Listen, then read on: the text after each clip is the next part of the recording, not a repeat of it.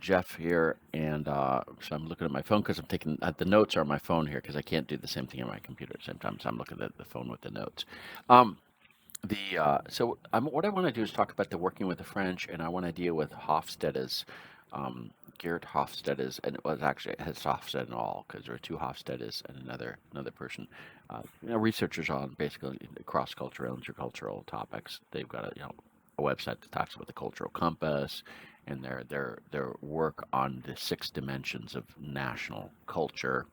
Um, and it seems their stuff is pretty good. I mean, it's a pretty good overview if you want to simplify things. I mean, you can always go down digger, and I depth digger in my stuff too. But here I want to deal with the French and some of these traits. So I want to talk to the power distance one first. And the power distance, the concept here. And now I want to read this out because I did this about working for the Germans, and it's interesting how people interpret this concept differently based on their cultural construct as well. So I want to kind of comment on that as we're going because this is kind of important. I'm going to say this. I'm going to try to interpret it from the French point of view as well, um, and the French and American point of view too, because there's a different it's a different view here. Um, and this the explanation here is more of a German point of view of the way it's said, the kind of thing. And I want to kind of see how that relates to the French or not. Okay, in a certain way. So the power distance thing, the kind of concept is that it's the degree to which the less powerful members of a society accept and expect that power is distributed unequally.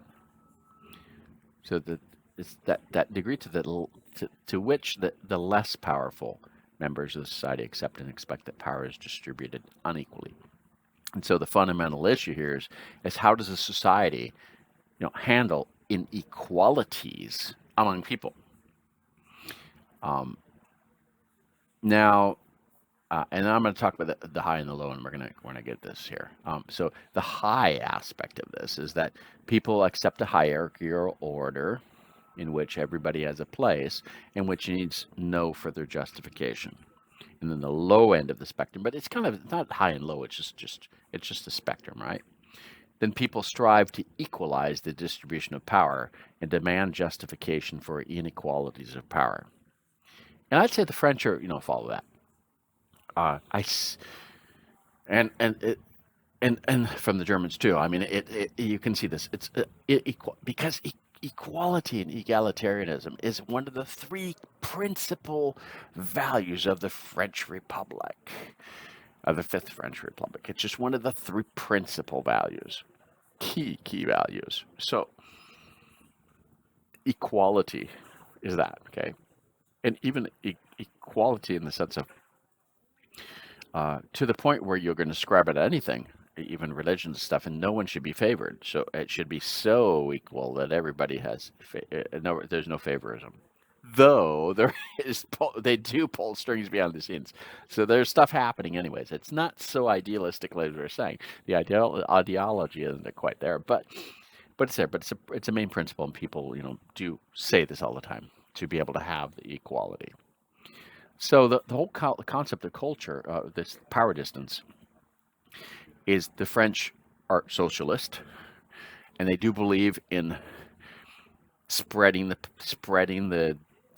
power, spreading the decision making, spreading the equality. Okay, not always spreading the decision making, not spreading the power of the decision making. The boss is still can make the decision, the leader can still make the decision, but the equality should be there so that everybody gets an equal chance, right, of everything, right? So that's what it's not always about power; it's about the rights of people. Okay, but to see the power kind of depends. And the French will always, they will always they're revolutionary, and I've already mentioned this. So they're revolutionary. They're into striking all the time. It's a historical thing. The French Revolution, all the wars, lots of revolutions. The French Gaulois and the Asterix comic books in the movies. It's that way. Yes, it's true. And all the striking of the trains, the banks, and the post office, and all this. Well, the trains and the transport system of the post offices are just the most common ones, right? Um, and it's and once one does it, then they all do it. It sends in this vicious circle. Um, Hey, there was even 6 weeks of it just in 2018, 19. And it was alternate weeks. It was really, really frustrating. Believe me, I can stay at home, but a lot of people couldn't. So it was like just disastrous. Okay, so, um, but the whole, but they'll go to the point of, and this is good. 'Cause there's so much into equal rights for everyone, but it's so ingrained that it's going like as if the industrial revolution and all the exploitation of the young children stuff is happening every single day and everything. It's like, hey, folks, some of this is like doesn't exist anymore. I mean, in the way it used to. I mean, it's not as much as it was. It's very, very low compared to. I mean, people aren't keeping their kids home all the time and they're working in the fields and working in the factories. That's not what they're doing all the time, right? So kids do go to school, right? It's a mandatory thing. So so but sometimes the French take it to the extreme as if it was still that way today at every point, right? So, but it is really important. The French really do believe in this the distribution of equality of rights. How the distribution of power is, that's a different thing. But it's a very socialistic state and a nation. And so there is a focus on that. And so it's really important to kind of distinguish the power and how decision making is. Um, but the French are again, the other thing I mentioned too was the whole thing of the decision-making process. I mentioned this in the previous video, I think, and then one about let's see which one was it. Um, One of the other ones about Melissa Lamson stuff, just the French, where Pascal Baudry said that when the French, when you start negotiating things, when you start signing a contract, the negotiation starts. Okay, whereas this whole decision-making process stuff kind of fits into this whole thing, right?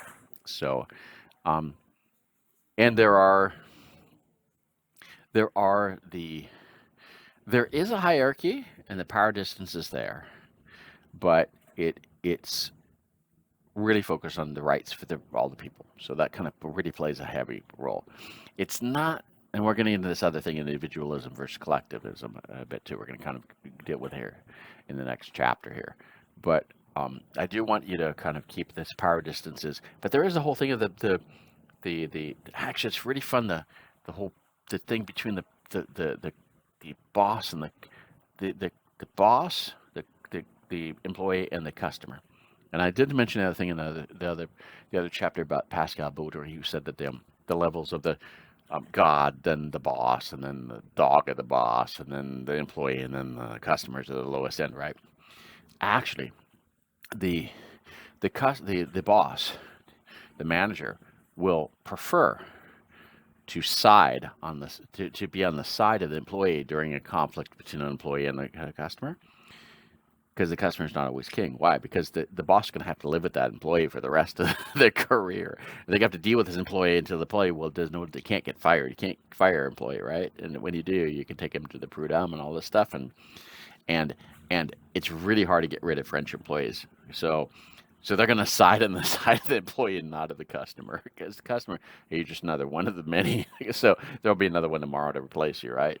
So they'll side. The French will side on the side of their employees to not have to deal with the disgruntled employees, rather than side on the side of a customer. Now this is way different than Anglo-Saxon culture. Way different. Okay, so and using the whole thing of the Anglo-Saxon customer's king is like it doesn't always work. So this whole power distance thing plays in these kind of decision making things too, even within an organization where you're dealing customer support and account management stuff. You're going to deal with this too. So kind of really interesting. So that's what I say for this chapter here. I mean, there's a lot I could say about this. I could go on for an hour if I wanted to, but that's not the goal here. It's kind of give you a feeling of the kind of some general concept of what this is and how it fits in, and then at the end I'll kind of combine the Melissa Lamson stuff plus the stuff here on the stuff that's done by Hofstede and all, and then bring in some other factors too from other kind of documents to other articles and training courses and all that kind of fill in about the French. Okay.